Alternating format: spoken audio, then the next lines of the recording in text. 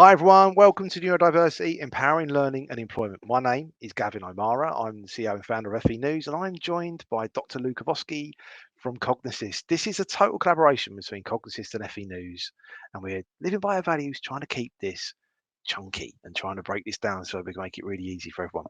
This is Real 5, Neuro-inclusion and the law. So Lou, I wonder if you could help us with this. What are an organisation's responsibility under the Equality Act 2010? It's really important to be sort of thinking this from a legality point of view, really, as well as human sort of perspective as well. Completely. Under this Act, learning providers and employers must provide reasonable adjustments, reduce discrimination, and advance equal opportunities for people with protected characteristics. Now, neurodiversity falls under this umbrella of disability protected characteristics, even if the neurodiverse individual doesn't see themselves as disabled, they are still protected by the law. And we work with the social model of disability, not the medical model. Okay, so we believe that the environment is disabling the person. It's important to understand the definition of constructive knowledge and its impact. If the employment tribunal believes it is reasonable that an employer should have known about somebody's neuro differences and reasonable adjustments weren't made to support that person, the tribunal will find in favour of the employee.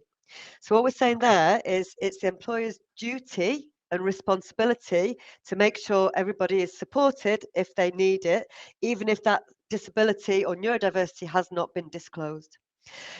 Managers and tutors need to receive appropriate training, and there should be clear governance from leadership on legal requirements and compliance, because this is such an important area.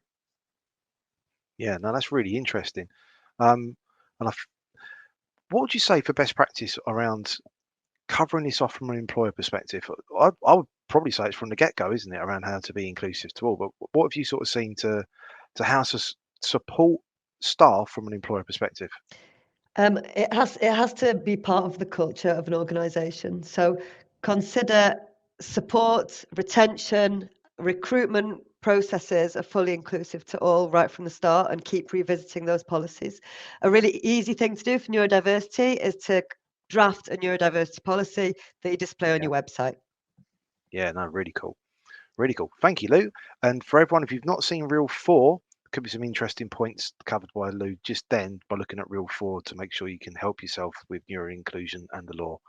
For Reel 5, next week, we're going to be covering evidence in learner support and what's required. So thanks for joining us this week. We'll see you next week. And thank you for joining us on FE Reels and Neurodiversity Empowering Learning and Employment. See you next week.